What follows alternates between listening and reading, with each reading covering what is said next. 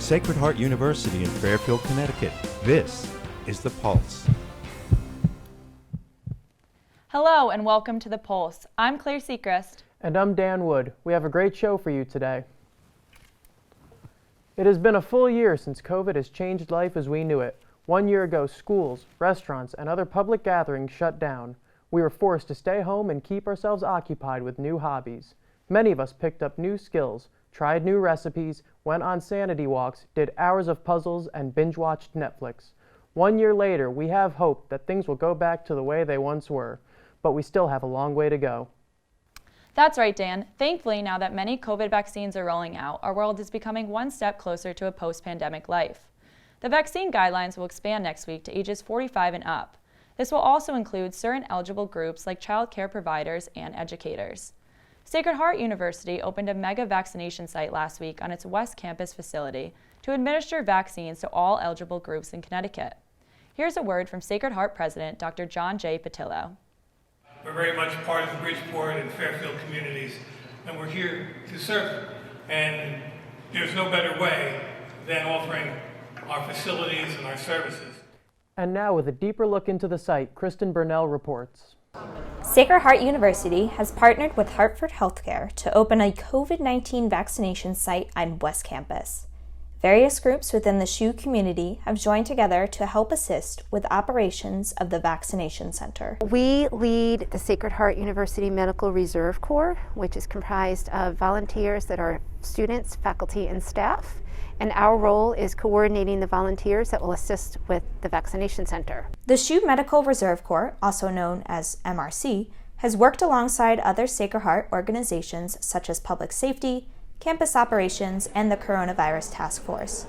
Volunteers are working in tandem with Hartford Healthcare to distribute the vaccines. Getting the vaccination center set up was definitely a group team effort. Hartford Healthcare is going to be the partner who's going to be running the clinic and so administering the vaccinations. Professor Lee emphasizes how students in the Davis and Henley College of Nursing, St. Vincent School of Nursing, and students in the College of Health Professions will be involved in supporting vaccination efforts. They'll be involved in monitoring the health of those, post-vaccination, just making sure nobody has adverse reactions, so using nursing skills for that. As co-leads of the MRC, as well as professionals in the public health industry, it has been Penley and Lee's hope to open a vaccine site on campus for months in the making. It was actually more of a dream. Wouldn't it be awesome if we could host a vaccination site here on campus? That dream became a reality, with the Mass Clinic aiming to vaccinate up to 600 people a day. We are super excited. I haven't seen my daughter in a year. He hasn't seen her since Christmas of 2019. The vaccination site is located at Sacred Heart University's West Campus. You can sign up for an appointment through Hartford Healthcare's website.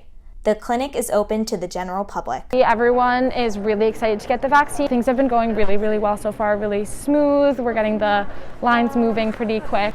It's so exciting for us because we have realized our vision. It's now happening. The clinic will be open for the foreseeable future on Wednesdays from 11:30 a.m. till 6:30 p.m. and Fridays and Saturdays from 9 a.m. to 4 p.m. Reporting for the Pulse Plus, Kristen Burnell, Fairfield, Connecticut. Hope has sprung eternal now that we have 3 working vaccines. However, COVID-19 is still disrupting everyday life at Sacred Heart. Normal campus activities have either been limited or postponed altogether, and this has caused many students to feel more stressed than usual. Thankfully, there are answers. Andrew Kane has more. Thanks, Claire. You might not be aware, but Sacred Heart University has its own wellness center on campus. I spoke with James Geisler, the Acting Director of Student Wellness Services, and he said that students can get set up with an appointment free of charge and get an initial screening, which lasts between 30 to 45 minutes. The purpose of the screening is to see if students fall within their scope of services, and then they'd assign the student to a weekly counselor. Since they operate during the school year, the counseling center only offers short-term care. However, it is free of charge and from the comfort of your own dorm room. If you do need longer-term care, you will be given a list of local, outside referrals and will be responsible for all costs incurred. Please dial 203-371-7955 if you are interested, and they will set up a virtual session with you. If no one answers, leave a voicemail and they will return your call. This is Andrew Kane reporting for The Pulse. Back to you. Thanks, Andrew, for the important information. Coming up after the break, Sacred Heart's latest venture lights up Fairfield. The next 4 years will educate your mind, body, and spirit. Will challenge you. Will introduce you to yourself. They'll show you the world and expand your horizons. Redefine your notion of community and make your family a whole lot bigger. They'll push you to your limits and then show you that that was just your starting line. They'll teach you the meaning of service, that we are because of who we all are. These next 4 years are your time. Welcome to Sacred Heart. Welcome to your future.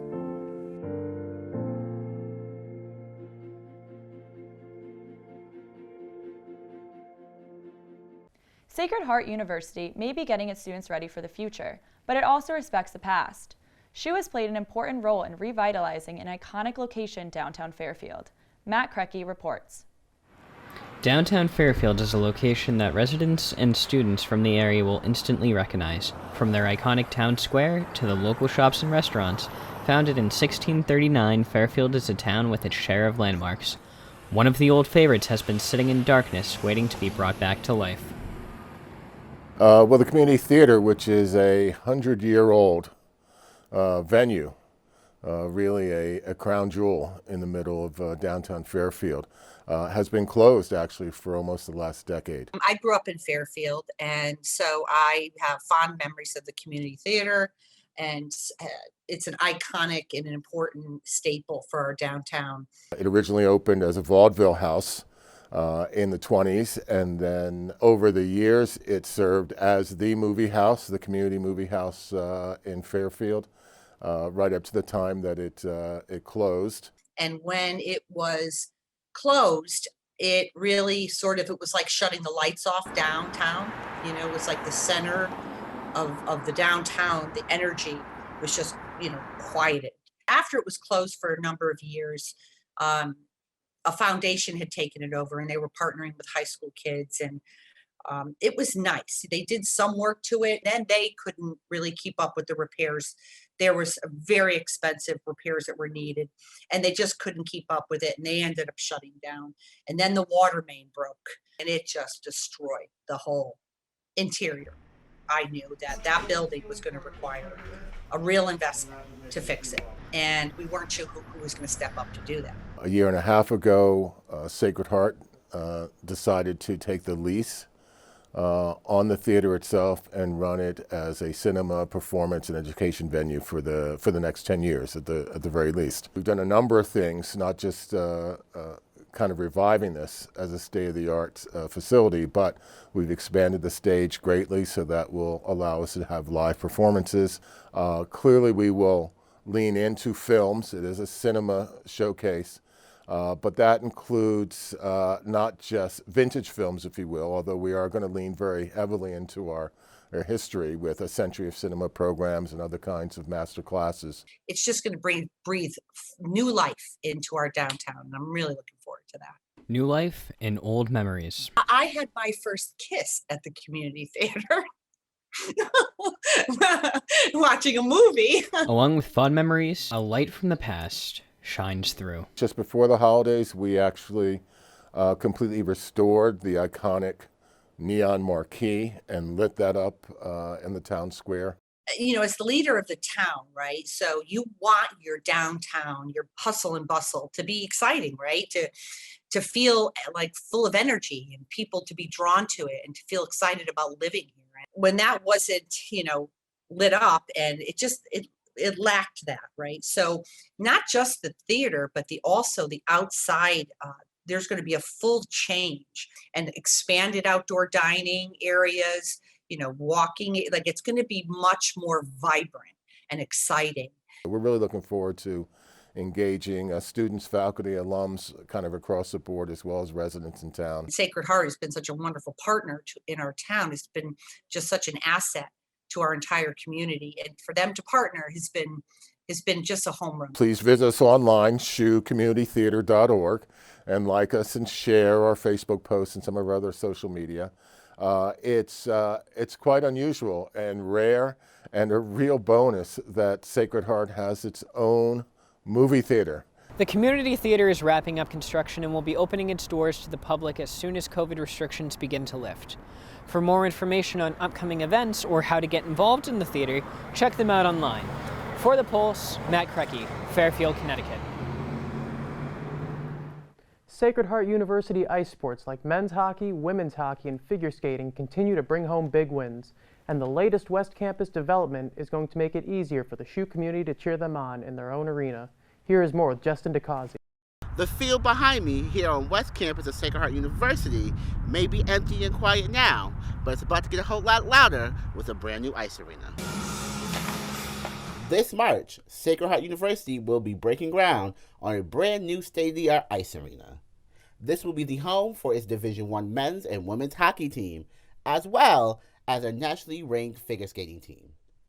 The site will also have a pro shop, beer garden, food venues, high-end suites, and hold special events like guest lectures and concerts. This new ice hockey rink in the arena is exciting because it's going to give us a chance to showcase our talents within the conference, but outside the conference as well. So we're going to be hopefully hosting an array of different schools that are Hockey East or much bigger conferences where we can showcase, hey, we have a ton of talent as well as we have a lot of broadcast chops. The university also plans to move sports management, hospitality, and the sports communication and media program into the new arena.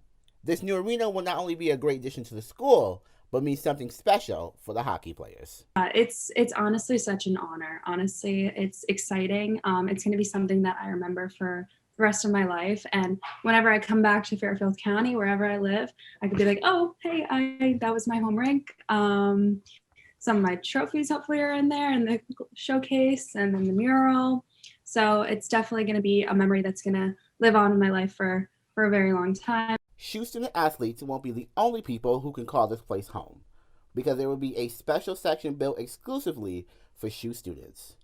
Men's hockey player David Timeo thinks that this will be a game changer. I think what makes college sports in general so unique is having the ability to have a student section. And I think when you look at this new arena, you're going to have people coming to games Friday and Saturday night, and really it's going to make up for what we lost in COVID this year. Students will not only be able to cheer their peers on, but will be able to lace up a pair of skates too. I had a chance to speak to Sacred Heart's Dean of Students, Dean Wilk, about what that would look like. When everything to campus makes it so much easier for our student athletes to participate, as well as for our student body to spectate. So we'll operate it just like we've operated the bowling alley out of the recreation center, where students can come, rent shoes, have balls are provided. So I think it'd be a great opportunity for all of our students to get engaged in the rink. Like everything else in the world, due to COVID-19, there have been restrictions put into place for the safety of the players. Both hockey teams have been missing a crucial part to their sport. And sports fans and the atmosphere can have such an impact of a game.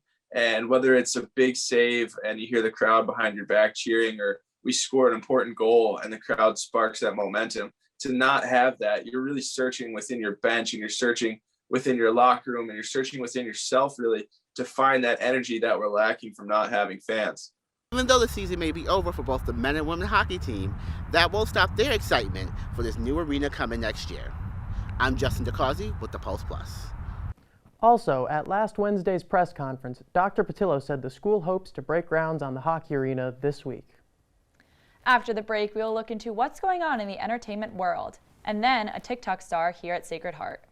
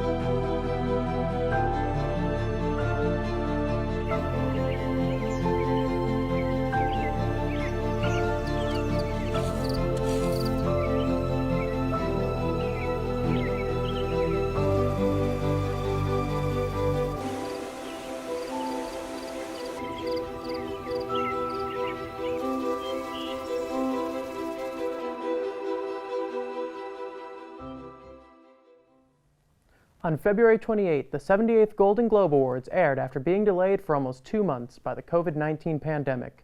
Today, the nominees for the 93rd Academy Awards will be announced. Was Oscar listening? Here's our very own John J. Mudgett with his take on this year's Golden Globe Awards. John? Thanks, Dan. Just as every other aspect of life during the COVID-19 pandemic, this year's Golden Globes were unlike any other, with Amy Poehler and Tina Fey hosting the virtual ceremony from opposite coasts. Fey presented from the Rainbow Room in New York City, while Poehler hosted from the Beverly Hilton in California, where the awards ceremony is traditionally held. One of the highlights of the evening was Chadwick Boseman posthumously receiving the award for Best Actor in a Drama for what became his final movie role in Ma Rainey's Black Bottom. Boseman received the only win for the movie. Another standout moment of the night was Jane Fonda receiving the Cecil B. DeMille Award, an honorary Golden Globe Award that recognizes outstanding contributions to the world of entertainment. And speaking of outstanding contributions to the world of entertainment, Chloe Zhao became only the second woman ever to win Best Director for her work on Nomadland, which also won Best Motion Picture Drama. The big winner of the night was The Crown, which took home a total of 4 awards: Best Television Series Drama, Best Actress in a Television Series Drama for Emma Corrin, Best Actor in a Television Series Drama for Josh O'Connor, and Best Supporting Actress in a Television Series for Gillian Anderson. Another major winner was Schitt's Creek, which won Best Television Series Musical or Comedy, as well as Best Actress in a Television Series Musical or Comedy for TV legend Catherine O'Hara. Norman Lear is another TV legend who was honored at the Golden Globes by being the 3rd ever recipient of the Carol Burnett Award, which celebrates outstanding contributions to television on or off the screen. While the evening was star-studded as usual, the unusual circumstances surrounding the ceremony resulted in a 64% ratings drop compared to last year's ceremony, with only 6.9 million viewers tuning in, as opposed to the 18 million who watched in 2020. Will the Oscars be able to bring in better ratings than the Golden Globes? Only time will tell. But with the Oscar nominations being announced today, the question on everyone's mind is, will the same group of films and actors be nominated again? Nobody can say for sure, but based on Oscar nominations of years past, it is safe to say that we will likely be seeing at least some of the same names nominated once again. You can catch the 93rd Academy Awards on Sunday, April 25th at 8 p.m. on ABC. TikTok has grown to become one of the most popular apps in the world over the past year and a half. One student at Sacred Heart has now gone viral twice, gaining more than 3.5 million likes on his page. I caught up with senior Thomas Lanise on his newfound fame. To most, Thomas Lanise may seem like a normal 22-year-old senior in college surfing his social media pages. But you may have seen him across your daily scrolls or on the news, after going viral with his family last March. I'm a savage, classy, bougie, ratchet, sassy, moody. Or again in November.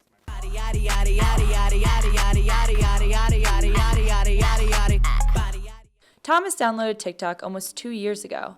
He chose a username that others wouldn't be able to find to make funny videos to send to his friends. He posted the first dancing video with his family in March when his dad asked to send it to his friend. He wanted to do a competition with them. So my dad had the idea, my mom picked the song and the dance, and then I was the one who posted it. Thomas nor his parents thought anything about it going viral, but he slowly saw the numbers going up. I looked away for a second and I looked back on and it was up to 15,000, and I was like, oh God, I don't know what's gonna happen now. In less than 24 hours, the Lanise family had high-profile accounts like the famous Instagram account Shade Room and comedian Lonnie Love posting their video. Thomas's account grew by the thousands. It was kind of crazy because I had so many people reaching out to me, which was super uncomfortable, because I didn't need all that attention. After his first viral video, Thomas gained close to 1 million likes. For months after, Thomas posted his regular content of his own videos. But when he heard rapper Meg Thee Stallion's new song and dance Body, he knew he had to get his family involved. This time, also with his 94 and 99-year-old grandparents. It was funny because I was sitting on the couch and they were sitting there and I was just, okay, now follow me, do this, do this, do this, do this, and I just was walking them through each step, The Body dance video went even more viral than the first, landing on Meg Thee Stallion's personal Instagram page, verified accounts, Good Morning America, and more. Thomas says his grandparents didn't quite understand their fame. So it's funny trying to explain to him, like, oh no, like 6 million people saw this video of us. Like, it was posted all over these, sites. All these people were saying stuff, and I don't think he can fully register that that's what's happening. His grandparents may not understand Thomas's newfound fame, but many others did, including a modeling agency that he has now signed with. But throughout all of this, Thomas still sees TikTok as a place to be creative and be comfortable.